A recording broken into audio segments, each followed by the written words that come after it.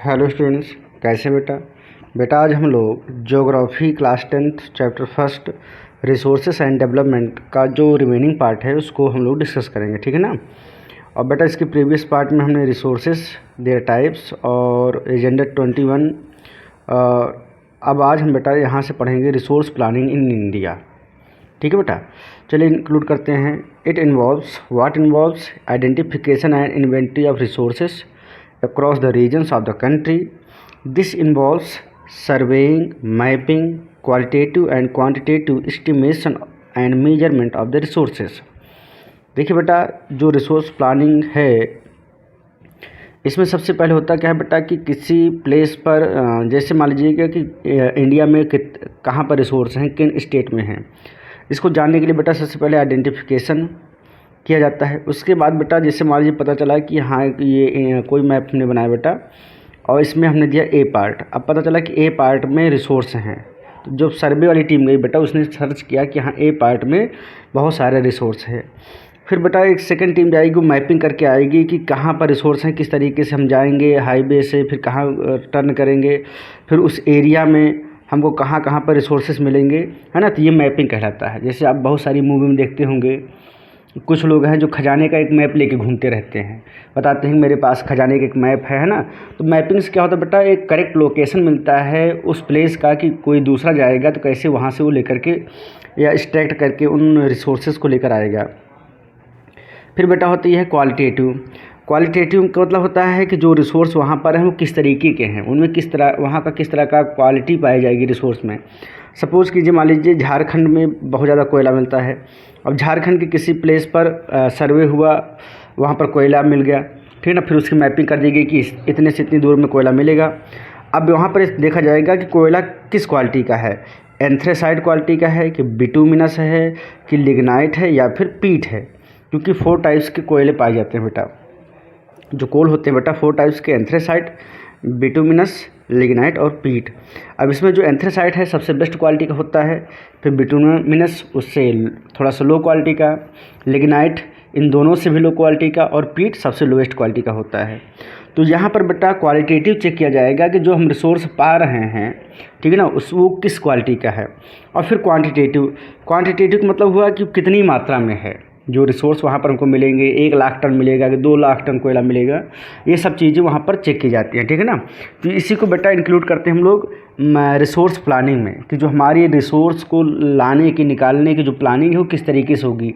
सबसे पहले हम सर्वे करेंगे, मैपिंग करेंगे, उसकी क्वालिटी चेक करेंगे, उसकी क्वांटिटी चेक करेंगे, है ना। तो ये बेटा आ जाता है हमारा रिसोर्स प्लानिंग में। दूसरा क्या है बेटा, involving a planning structure endured with appropriate technology. अब वो जो बेटा पता चल गया कि यहाँ पर रिसोर्स हैं तो उनको एक अप्रोप्रिएट टेक्नोलॉजी से ही निकाल सकते हैं। मान लीजिए कोयला है बेटा तो उसको माइनिंग करके निकालते हैं, ठीक है ना। माइनिंग करते हुए पूरा इनसाइड अर्थ तक जाते हैं, फिर वहाँ से बेटा क्या होता है कि उसको ऊपर तक निकालते हैं। अब मान लीजिए कहीं पर पेट्रोलियम मिल गया बेटा, तो पेट्रोलियम क्या होता है, ड्रिल किया जाता है, ठीक है ना, पाइप जाती है, वहाँ से कच्चा तेल बेटा क्रूड ऑयल वो निकालते हैं बाहर। तो इस तरीके से बेटा एक अप्रोप्रिएट टेक्नोलॉजी हो, स्किल्ड हो, मतलब जो निकाल सकते हैं उसको वो स्किल्ड लेबर हो, नहीं ना। उसके बाद बेटा क्या है, इंस्टीट्यूशनल सेटअप हो, उसके लिए लोगों को एक ट्रेनिंग दी जाएगी प्रॉपर तरीके से कैसे उसको निकालना है। इंस्टीट्यूशन सेटअप किए जाएंगे उनके लिए, है ना, अर्थात मतलब कॉलेजेज वगैरह जहाँ पर उनको पढ़ाया जाएगा, उन चीज़ों को समझाया जाएगा। This is include in resource planning. Now next बेटा, matching the resource development plans with the overall national development plans, ठीक है ना। और जो रिसोर्सेस मिलेंगे हमको उनको हम मैच कराएंगे नेशनल प्लान से। Now next heading, conservation of resources to save the resource for the future generation, this is known as the conservation of resources, ठीक है ना। जब हम रिसोर्सेज को बेटा इस तरीके से यूज करते हैं कि वो हमारी यूज में भी आ जाएं और वो ज़्यादा बेकार ना हो और आगे आने वाली जनरेशन के लिए भी बचे रहें, तो इसी को बेटा बोलते हैं कंजर्वेशन ऑफ रिसोर्सेज, ठीक है ना। होता क्या बेटा, जब हम कोई रिसोर्स एक इर्रिस्पॉन्सिबल तरीके से या फिर ओवर यूटिलाइजेशन उसका हम करने लगते हैं तो वो बेटा हमारे इन्वायरमेंट को डैमेज तो करता ही करता है, साथ साथ वो मतलब कुछ आने वाले दिनों में भी बेटा वो क्या हो जाता है, ख़त्म हो जाता है, ठीक है ना। तो हमें क्या करना है, उनको बेटा एक केयरफुल मैनर में उसका यूज भी करना है और उन्हें सेव करके भी रखना है। To overcome these problems resources conservation at various levels is important. तो कह रहे हैं कि बेटा इन्हीं समस्याओं से निपटने के लिए हमें रिसोर्स कंजर्वेशन हर लेवल पर अच्छे तरीके से करना है। तो हम तो बेटा आपको यहाँ पर यही कहेंगे कि we must use the method of 3R, means reuse, ठीक है ना। फिर सेकंड आता है बेटा रीड्यूस, DUCE, एंड नेक्स्ट आता है बेटा रिसाइकिल। क्या आता है? रिसाइकिल। तो मतलब हमें जो रिसोर्स हैं बेटा उनको रीयूज करना सीखना चाहिए। जैसे आपके जो कोर्स की बेटा जो कॉपियाँ हैं, किताबें जो हैं, मान लीजिए ये आप 1 साल पढ़ करके जब नेक्स्ट क्लास में जाते हैं तो उनको एज आ रफ की तरह आप यूज़ कर सकते हैं, ठीक है ना। दूसरा बेटा क्या है कि रिड्यूस, हमें थोड़ा सा हिसाब से यूज़ करना चाहिए कोई भी रिसोर्स, ज़्यादा उसका यूटिलाइजेशन नहीं करना चाहिए, अगर संभव ना हो, ठीक है ना, तो करना चाहिए। अगर ये लग जाता है कि नहीं हमारा काम चल जाएगा बेटा, तो उनको हमें लिमिट में यूज़ करना चाहिए। एंड रिसाइकिल में आपने देखा होगा जैसे बेटा कि आपके घर में कागज़ होते हैं या जो भी कुछ आपके पेपर्स वगैरह हैं उनको आप जला देते हैं, तो नहीं, उनको आप दे दीजिए कबाड़ी को या किसी और को, तो उनका क्या हो जाता है बेटा, वो बेच करके उसका रिसाइकिल कराते हैं, है ना। या आपने देखा होगा कि जो लोहे के सामान होते हैं बेटा उनका रिसाइकिल किया जाता है। तो कुल मिला के कहने का ये है कि हम ज़्यादा से ज़्यादा बेटा रीयूज करें, रिड्यूस करें, उसके बाद बेटा क्या करें, रिसाइकिल करें। नाउ नेक्स्ट है बेटी ने एक बार कहा था बेटा कि there is enough for everything, everybody is need, not for everybody is greed. इसका मतलब ये हो बेटा कि हमारे पृथ्वी पर वो सभी चीज़ें सबके लिए हैं, उनकी ज़रूरतों को फुलफ़िल करने के लिए हमारे पास पर्याप्त रिसोर्स हैं। नेचर ने हमको सब कुछ दिया है, लेकिन किसी को लालच को फुलफ़िल नहीं किया जा सकता है। मतलब हम किसी के जो उसकी नीड है उसको हम फुलफ़िल कर सकते हैं, लेकिन उसकी लालच को हम फिल नहीं कर सकते हैं, क्योंकि लालची इंसान कभी संतुष्ट नहीं होता है बेटा, वो सेटिस्फाई नहीं होता है, वो हमेशा नीड करता रहता है। तो इस तरीके से बेटा ये बहुत इम्पॉर्टेंट लाइन है, इसको आपको ज़रूर याद रखना है। ये कभी कभी डायरेक्ट एग्जाम में भी पूछ लिया जाता है कि who said that there is enough for everythings, everybody is need, not for everybody is greed. Okay, now next land resources. आप बेटा जानते हैं कि the upper part of the earth crust is known as land, ठीक है ना। जो हमारी लैंड है बेटा इस पर हम अपनी एवरीथिंग एक्टिविटी करते हैं, चाहे हम हाउस मेकिंग हो, बिल्डिंग हो, चाहे रोड मेकिंग हो, कंस्ट्रक्शंस हो, एग्रीकल्चर हो, एवरीथिंग बेटा हम कहाँ करते हैं बेटा, इसी लैंड पर करते हैं। तो है बेटा हम इसमें देखने चल रहे हैं land utilization. Land resource are useful for the many purpose forest. अब जो कुछ बेटा लैंड ऐसे हैं जिनको हम कल्टीवेशन में नहीं यूज करते हैं, जैसे कि barren land and vast land, waste land. Barren land का मतलब हुआ बेटा कि जो बंजर ज़मीन हो जाती है जिस पर कुछ भी नहीं उगता है। आप आते जाते रास्ते में जैसे कहीं रोड के किनारे जा रहे हैं, देखते होंगे बड़ा सा मैदान पड़ा हुआ है, तो चारों तरफ घास दिखेगी, बट बीच में कहीं ना कहीं आपको वाइट कलर की दिखेगी पूरी लैंड, वो बेटा बैरन लैंड हो जाती है। और वेस्ट लैंड जानते ही हैं बेटा कि जो कहीं उपयोग में ना आए, काम में ना आए, ऐसे पड़ी रहे, है ना, उसको बेटा वेस्ट लैंड बोलते हैं। Land put up non agricultural use, जैसे कि हम कुछ हमारे पास ऐसी भी लैंड होती है बेटा हम जिस पर एग्रीकल्चर नहीं करते हैं, वहाँ पर हमारी बिल्डिंग्स बनी होंगी, रोड होंगे, फैक्ट्रीज होंगे। Other uncultivated land excluding follow land. Follow land मतलब होता है बेटा ऐसी ज़मीन जिस पे हम 1 साल एग्रीकल्चर करें, फिर उसको नेक्स्ट ईयर के लिए हम खाली छोड़ दें और फिर अगले साल उससे हम खेती करें। कहने मतलब होता है गांव में ये तरीका अपनाया जाता है कि वो करते क्या है बेटा, किसी लैंड पर 2-3 साल कंटिन्यू खेती करेंगे, फिर उसको 6 महीने के लिए, 2 महीने के लिए या 1 साल के लिए पूरा छोड़ देते हैं, वैसे पड़ी रहती है उसको बेटा बोलते हैं फॉलो लैंड, ठीक है ना। उस पर कुछ नहीं उगाएंगे, ना उस पर हल चलाएंगे, वो पड़ी रहेगी, उस पर जानवर आएंगे, चारा चरेंगे, अपना घूमेंगे टहलेंगे, या वैसे पड़ी रहेगी। तो वो एक होता है बेटा बैकअप करने का तरीका। जैसे हम पूरा 1 महीना खाना खाते हैं या हम 1 हफ्ता खाना खाते हैं, बट 1 दिन हम भूखे रह जाते हैं, तो इससे हमारी बॉडी क्या कर लेती है बेटा, बैकअप कर लेती है तरीके से, ठीक है ना। तो ऐसे भी लैंड भी होती हैं कि जिनको बैकअप करने का, उनके मिनरल्स, उनके जो इंपॉर्टेंट थिंग्स होती हैं, फिर से एक बार वो लैंड रिफ्रेश हो जाती है। Permanent pasture and grazing land, कुछ ऐसी भी लैंड होती हैं बेटा जहाँ पर चारागाह बनाया जाता है। Land under miscellaneous tree crops grow not include net sown area, है ना, जहाँ पर बेटा पेड़ पौधे लगाए जाते हैं, बाग होते हैं। कल्चरेबल वास्ट लैंड, है ना, और कल्चरेबल का मतलब हुआ कि जहाँ पर हम, जैसे आपने देखा होगा कुछ बटा ऐसे लैंड होती है जहाँ पर मंदिर बने होते हैं, मस्जिद बनी होती है, चर्च बने होते हैं, इनके साथ साथ में आपने देखा होगा वहाँ पर मेला लगता है, तो कुछ कल्चरेबल वेस्ट लैंड हो जाती हैं। और फॉलो लैंड बेटा हमने बता ही दिया आपको। करंट फॉलो लैंड, अब यहाँ पर कुछ दे रहे हैं अपना डेटा, उसके साथ साथ बेटा ये देखिए, आप इस पर ज़्यादा फोकस मत कीजिए, बस आप इतना ध्यान देते रहिएगा कि हाँ होती क्या है, ठीक है ना। कभी कभी पूछ सकते हैं, उससे अभी तक तो कभी नहीं पूछा गया है, इसलिए इम्पॉर्टेंट है। Net sown area, total area sown in an agriculture year, more net sown area in Punjab and Haryana. कि मतलब 1 बीघा अगर खेत है बेटा, तो उसमें 1 हेक्टेयर खेत में कितना ज़्यादा आप ज़्यादा से ज़्यादा फसल उगा लेते हैं, ये बेटा नेट सोन एरिया में आता है, ठीक है ना। जैसे कि पंजाब और हरियाणा में ज़्यादा उगाते हैं, उतने ही खेतों में, उतना यूपी पे कम उगा पाते हैं। तो कहने मतलब इनका ये है कि नेट सोन एरिया में आप एक साल में उतनी ही लैंड में कितना ज़्यादा उगा लेते हैं। अब ये पॉसिबल होता है कि किस तरीके से वो खेती कर रहे हैं। जैसे कभी कभी आप देखिए बेटा, ठंडी के मौसम में गेहूं के खेत में सरसों भी उगा देते हैं, तो वो क्या हो जाता है बेटा, वहाँ पर हम ज़्यादा प्रोडक्शन ले रहे हैं उतनी ही एग्रीकल्चर लैंड से। Now next, area sown more than once in an agriculture year plus net sown area is known as the gross cropped area. ठीक बेटा, तो जो एक एग्रीकल्चर ईयर में जो भी फसलें उगाई जाती हैं प्लस जो नेट सोन एरिया होता है, इन दोनों को अगर जोड़ दिया जाता है बेटा तो ग्रॉस क्रॉप्ड एरिया कहलाता है। ठीक, नाउ नेक्स्ट बेटा, land use pattern in India. Land use pattern बेटा, लैंड कहाँ कहाँ पर यूज होती है, तो पहला था बेटा फिजिकल फैक्टर, दूसरा human. Physical factor include topography, climate, soil types.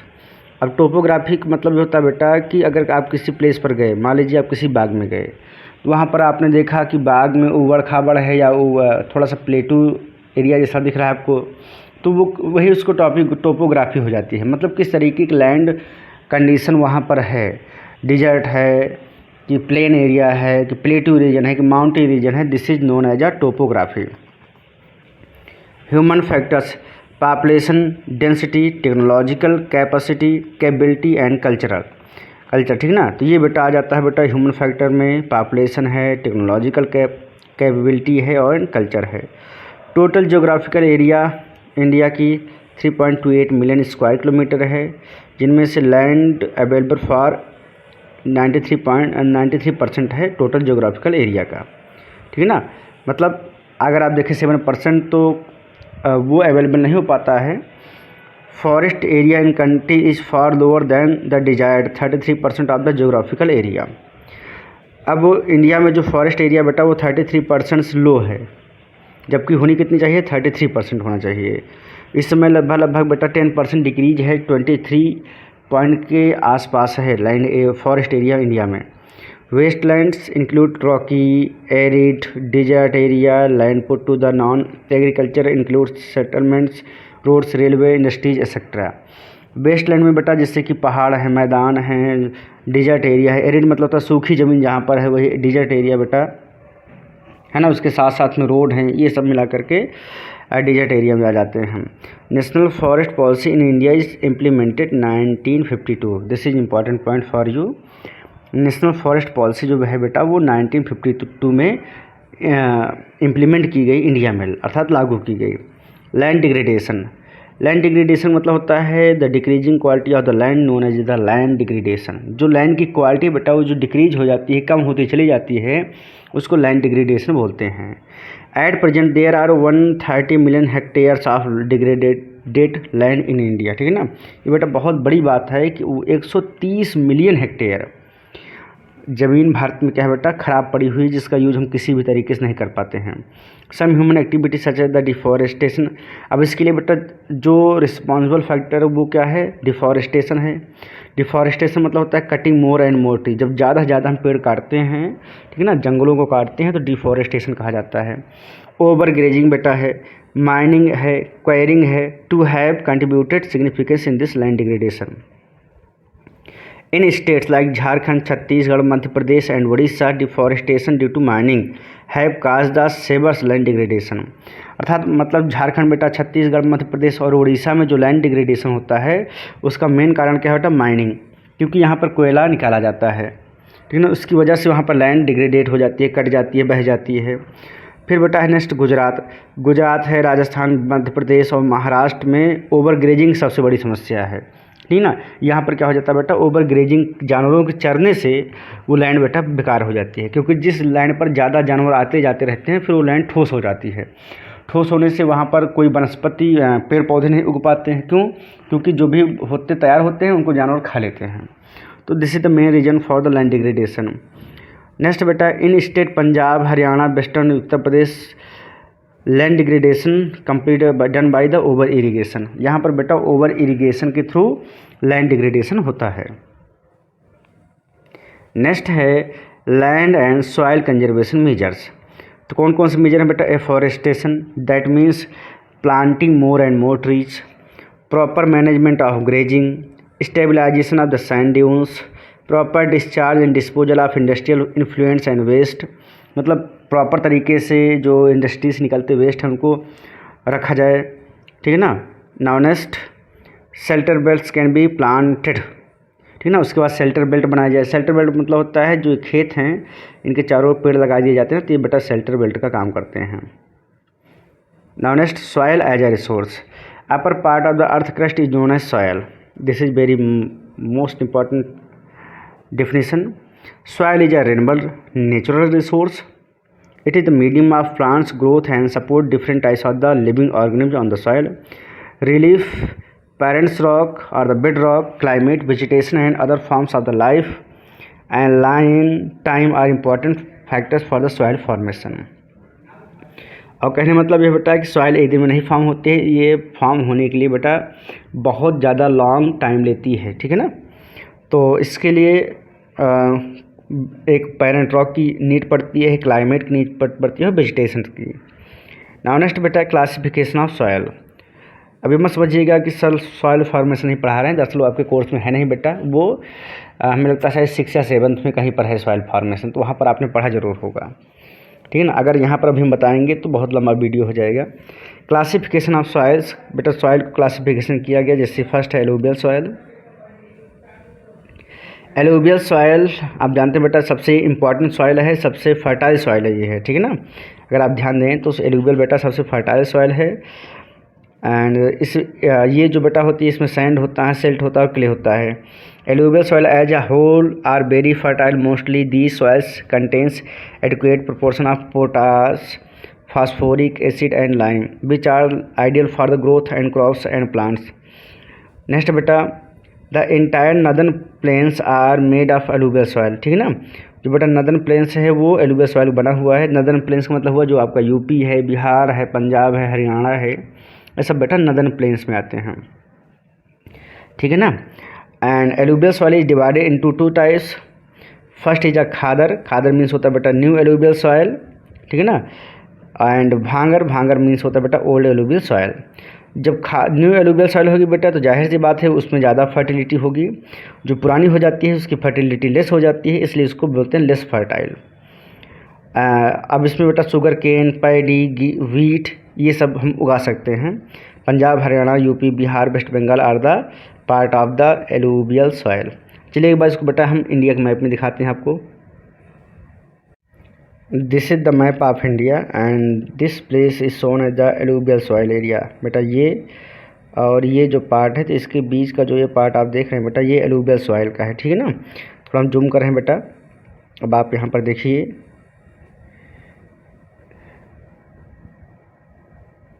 यहाँ पे बेटा ये जो आप पार्ट देख रहे हैं, ठीक है ना, ये इतना पार्ट ये ऐसे निकल जाए और फिर बेटा ये पार्ट, ठीक है ना, ये बेटा क्या कहलाता है एलुवियल सॉइल का पार्ट है ये। अब इसमें आप देखें तो यहाँ पंजाब है, हरियाणा है, फिर यूपी का इलाका है बेटा, बिहार है, फिर पश्चिम बंगाल है, ठीक है ना। तो this area is located as a alluvial soil area. Now next is a black soil, also known as a regur soil and cotton soil, ठीक है ना बेटा। इसमें कॉटन बहुत होता है, कॉटन की क्रॉप्स बहुत अच्छे से उगती है, इसलिए इसको कॉटन सॉइल भी बोलते हैं, या इसका बेटा नेक्स्ट नेम है रेगुर सॉइल। क्वेश्चन किसी भी तरीके से घुमा के आ जाए तो आप ये ना रहे कि ना बता पाएँ, ठीक है बेटा। और this type of soil is typical in the Deccan traps basalt regions spread over the northern Deccan plateau and it made of the lava flow. अब चूँकि बेटा ब्लैक क्यों होती है, क्योंकि ये लावा से निकलती है, अर्थात लावा मतलब है जो वोल्केनो एक्टिविटी होती है ना, तो उससे जो पत्थर जल के निकलते हैं, मिट्टी जल के निकलती है बेटा, वो ब्लैक सॉइल बनाती है। It covers plateau of Maharashtra, Saurashtra, ठीक है ना। सौराष्ट्र बेटा आपको मिलेगा गुजरात में, Malwa Madhya Pradesh and Chhattisgarh. Are and extend the north east direction along with the Godavari and Krishna valley. अभी इसको बेटा हम लोग मैप में देखते हैं, बट यहाँ पर आप पहले नोट्स को एक बार देख लीजिए। Black soil are made of the clay materials and rich in soil nutrients such as the calcium carbonate. अब इसमें बेटा कैल्शियम कार्बोनेट ज़्यादा होता है, magnesium, potash and lime. These soils are the generally poor in the phosphoric contents. इसमें phosphoric contents कम होते हैं। Now this is the map of India and this area is known as a black soil area. बेटा ये जो इतना area आपने देखा ये ब्लैक सॉइल एरिया का है। जूम कर हैं, अब एक बार देख लीजिए, ठीक ना। अब जूम करने में बेटा क्या है ये कि ये आप देखेंगे तो ये गुजरात का एरिया है, तो यहाँ पर बेटा क्या है, यहाँ से यहाँ तक पूरा, ठीक है ना, ये जो दिख रहा है बेटा एरिया मिट्टी इस तरह की, ये क्या है बेटा ब्लैक सॉइल है, ठीक है ना। आप देखेंगे बेटा तो यहाँ गुजरात का पोर्शन है, फिर ये मध्य प्रदेश का पोर्शन है, तो काफ़ी पोर्शन बेटा कवर किया हुआ है, ठीक है ना। तो इस तरीके से बेटा आपको मैप में भी शो करना रहेगा। तो ये मैप आपके बुक में है, वहाँ से आप इसको देख लीजिएगा, ज़रूर फिल कर डालिएगा, very important for you. Now next, red and yellow soil. During the rainy seasons it developed in the eastern and southern part of the Deccan plateau. This soil is also found in the part of Odisha, Chhattisgarh, southern part of the middle Ganga plains and along with the piedmont zone of the western Ghat, ठीक है ना। तो mostly बेटा ये आपको उड़ीसा, छत्तीसगढ़ यहाँ पर मिलेगा, जहाँ पर बेटा थोड़े हिली एरिया होंगे। It develop a reddish colour due to the diffusion of iron. इसका बेटा रेडिश कलर इसलिए होता है क्योंकि इसमें आयरन की मात्रा ज़्यादा होती है, ठीक है ना। It looks yellow in hydrated form. जब ये हाइड्रेटेड फॉर्म में होती है तो इसका बेटा कलर चेंज हो जाता है और ये येलो दिखती है, ठीक है ना। अब इसको देख लीजिए एक बार, red and yellow soil map में। This is the map of India and this is the red and yellow soil area. Now I zoom this map. तो बेटा ये आप जो देख रहे हैं ये रेड एंड येलो सॉइल का एरिया है, इसको आपको मैप में फिल करना है, ठीक है ना बेटा। जो रेड कलर की आपको मिट्टी दिख रही है यहाँ पर और यहाँ पर आप जो देख रहे हैं, this is the red and yellow soil.